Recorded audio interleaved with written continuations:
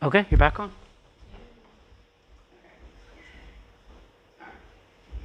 Now Simon Peter was standing and warming himself. They said to him, "Are you not also one of his disciples?"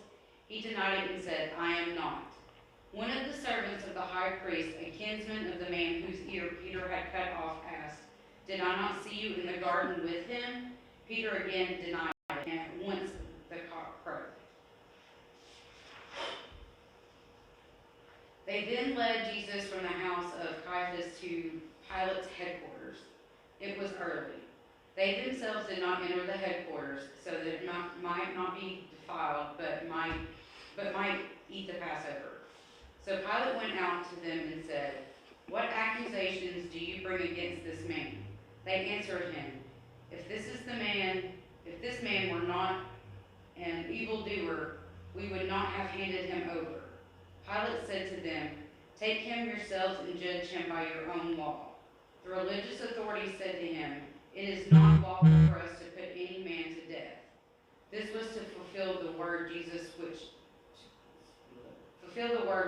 had spoken, to show by what death he was to die. Pilate entered the headquarters again and called Jesus and said to him, "Are you the king of the Jews?" Jesus answered, "Do you say this of your own accord, or did others say it to you about me?" Pilate answered, "Am I a Jew? Your own nation and chief priests have handed you over to me. What have you done?" Jesus answered, My kingship is not of this world.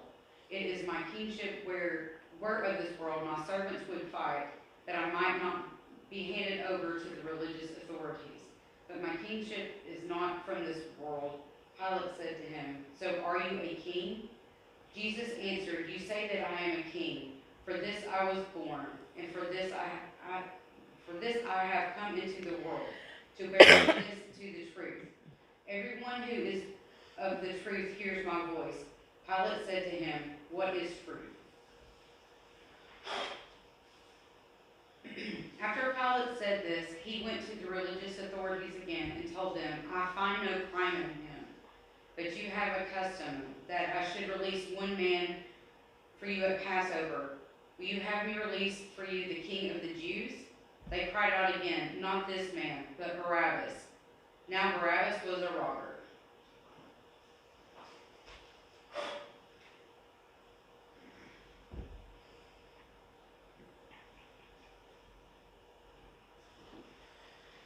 Then Pilate took Jesus and scourged him. And the soldiers plaited a crown of thorns and put it on his head, and arrayed him in a purple robe. They came up to him, saying, "Hail, King of the Jews!" and struck him with their hands. Pilate went out again and said to them, "See, I am bringing him out to you, that you may know that I find no crime in him." So Jesus came out, wearing the crown of thorns and the purple robe. Pilate said to them, "Behold the man!" When the chief priests and the officers saw him, they cried out, "Crucify him! Crucify him!" Pilate said to them, "Take him yourselves and crucify him, for I find no crime in him." The religious authorities answered him, "We have a law, and by that law he ought to die, because he has made himself the Son of God." When Pilate heard these words, he was more afraid. He entered the headquarters again and said to Jesus, "Where are you from?" But Jesus gave no answer. Therefore Pilate said to him, "You will not speak to me? Do you not know that I have the power to release you and the power to crucify you?" Jesus answered him, "You would have no power over me unless it had been given you from above. Therefore he who delivered me to you has greater sin." Upon this, Pilate sought to release him, but the religious authorities cried out, "If you release this man, you are not Caesar's friend. Everyone who makes himself a king sets himself against Caesar." When Pilate heard these words, he brought Jesus out and sat down on the judgment seat at a place called the Pavement, in Hebrew, Gabbatha. Now it was the day of preparation for the Passover. It was about the 6th hour. He said to the religious authorities, "Behold your king." They cried out, "Away with him! Crucify him!" Pilate said to them, "Shall I crucify your king?" The chief priests answered, "We have no king but Caesar." They handed him over to be crucified.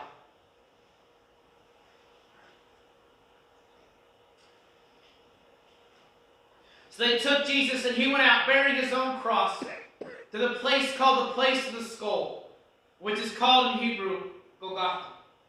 There they crucified him, and with him 2 others, one on either side, and Jesus between them. Pilate also wrote a title and put it on the cross. It read, Jesus of Nazareth, King of the Jews.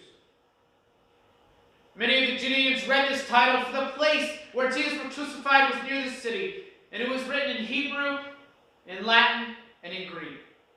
The Jewish chief priest said to Pilate, "Do not write the King of the Jews."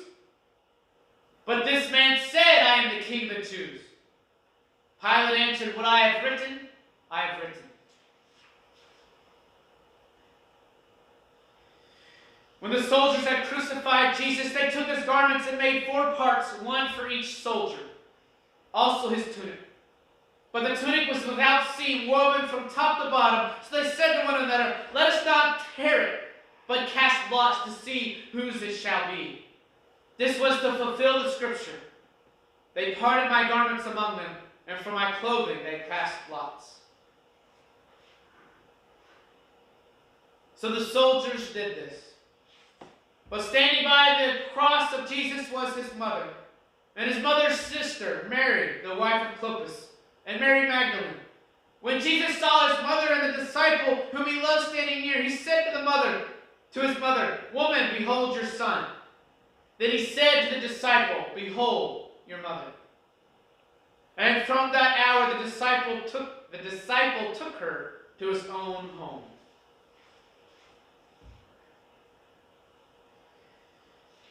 After this, Jesus, knowing that all was now finished, said to fulfill all the scripture, "I thirst." A bowl of vinegar stood there, so they put a sponge full of vinegar on hyssop and held it to his mouth. When Jesus had received the vinegar, he said, "It is finished." And he lowered his head and gave up his spirit.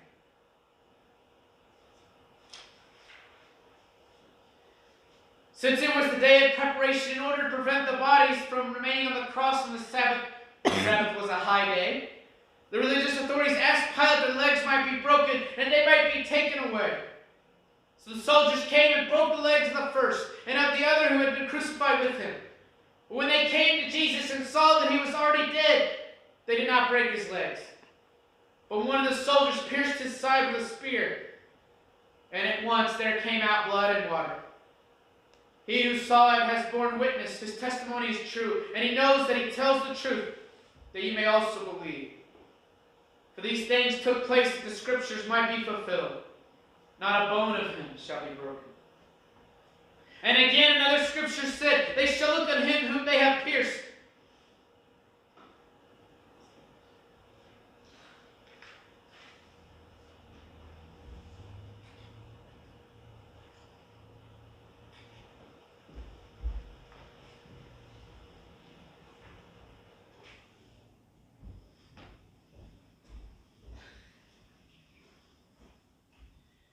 After this, Joseph of Arimathea, who was a disciple of Jesus, but secretly for fear of the religious authorities, asked Pilate that he might take away the body of Jesus.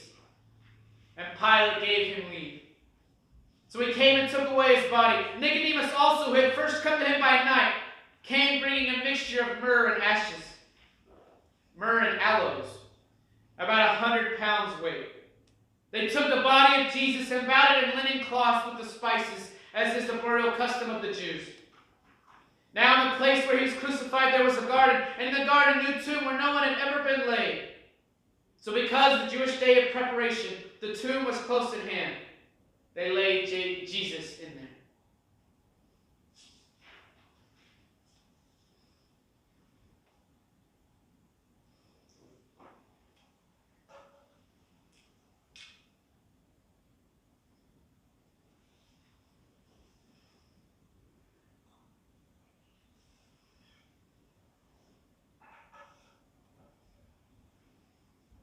And now we want to encourage you as you leave this place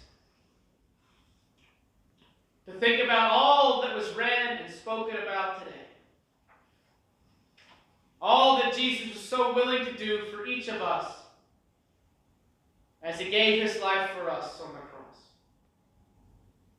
as he went through the crucifixion, as he went through the torture, as he went through the betrayal for us. Let us leave this place with the solemnness and the grief and the sorrow upon our hearts as we look forward to the celebration of the resurrection morning. Go forth in peace.